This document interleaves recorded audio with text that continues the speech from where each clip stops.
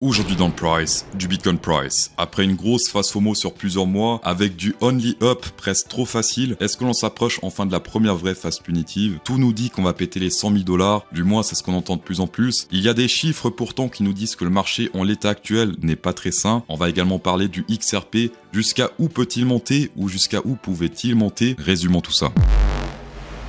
Nous avons inséré le premier pied en décembre et on s'approche de la fin du 4e trimestre 2024. On peut voir ici qu'en moyenne, on est sur du 85% de profit 4e trimestre. On peut voir qu'en moyenne, on est sur du 85% de profit 4e trimestre et le médiane, c'est 53%. Actuellement, en 2024, on est sur du 50% tout rond, presque tout rond, 50,15. En 2013, on a fait 479%, 539, tout ça c'est viré grâce aux médianes. Le décembre qui est plutôt calme sur le Bitcoin avec des retours en moyenne de 4,89%. Le médiane négatif, moins 2,42%. Mais c'est vrai que historiquement, les mois les plus intéressants, c'était octobre et novembre. C'est là où ça pumpait pas mal. Décembre, ça se calme. Hier, au vent de Twitter, j'ai partagé avec une alerte ici. Beaucoup d'ordres ont été ouverts autour des 98 200 $ sur le Bitcoin, sur Binance, créant en général des zones de support et résistance majeures, des grosses zones de support-résistance. On peut voir que hier on était autour des 97 000 $. Et qu'est-ce qui s'est passé par la suite? On peut voir ici qu'on est monté. Et qu'est-ce qui s'est passé pile poil sur ce niveau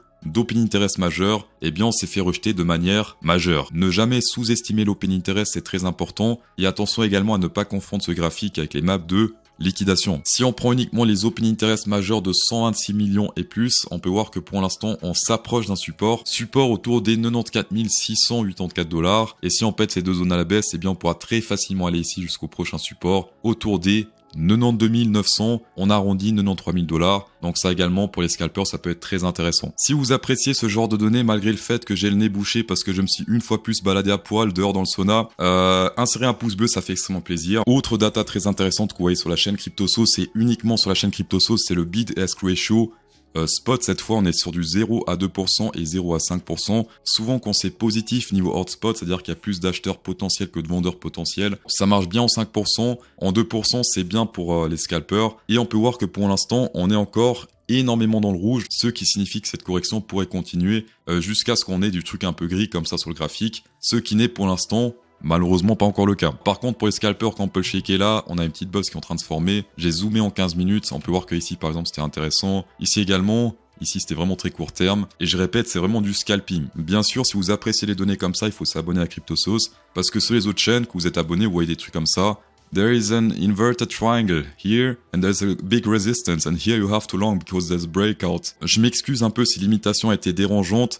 C'est juste pour vous faire oublier un petit peu le fait que je parle du nez. Remplacer une douleur par une autre douleur, c'est une stratégie plutôt intéressante selon moi. Les funding rates qui restent extrêmement élevés, ça c'est la partie un peu malsaine pour moi. Un marché qui a beaucoup de funding rates très élevés dans le positif, souvent c'est qu'une question de temps pour une grosse punition. Et là clairement, c'est inhabituel ce genre de pic qu'on fait sur le funding rate. Pour rappel, le funding rate c'est la différence entre le prix spot et le prix futur. Pour les personnes qui souhaitent faire du trading avec des avantages long terme et court terme, moins 12% sur les frais à vie sur Bitunix, no KYC inscription en 8 secondes. Je mets en avant de plus en plus d'exchange no KYC. Je sais que ça dérange certains de devoir envoyer des passeports, des trucs comme ça, des preuves d'où va l'argent, d'où vient l'argent, etc.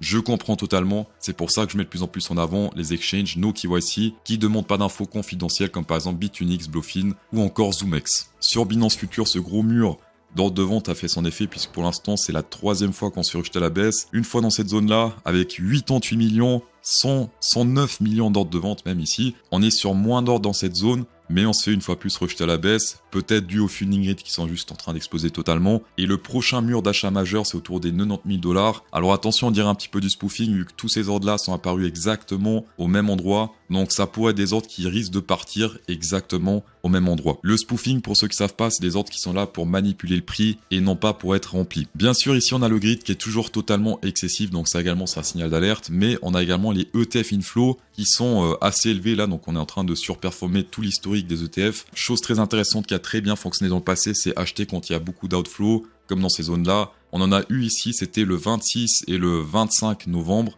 Et je rappelle que demain, on aura les chiffres d'aujourd'hui. Ça sera intéressant pour savoir s'il y a beaucoup de outflow afin de potentiellement racheter sur du court terme, voire du moyen terme. Mais en tout cas, pour l'instant, les autres indicateurs ne sont pas très optimiste, on va dire. Revenons sur le XRP qui est en train de mettre en PLS tout le crypto market, déjà le Bitcoin ici, mais également le Solana, puisque Solana n'est plus en 4e place, désormais c'est le XRP. Et donc XRP est devenu la troisième crypto volatile du market cap, ce qui est juste énorme. Vu qu'on compare le XRP au Bitcoin, il faut revenir aux stratégies traditionnelles puisque on n'a pas de on-chain avec du XRP Bitcoin. Donc là, simplement, j'ai tiré un Fibonacci par rapport à ce top-là et ces bottoms-là. Et on peut voir que pour l'instant, on est sur la première résistance 0,382 long terme. Donc ça se passe ici. Et puis on peut voir que historiquement, on a fait des résultats sur ce niveau-là. Donc rejeté une fois, deux fois, trois fois, quatre fois. Ceci combiné avec le RSI, puisqu'il y a une résistance cachée très intéressante qui a fait pas mal de retests ou de rejets plutôt à la baisse dans le passé. On est sur 1, 2, 3, 4, 5 et pour l'instant 6e retest. Et les résultats dans le passé étaient souvent très importants. Un ici,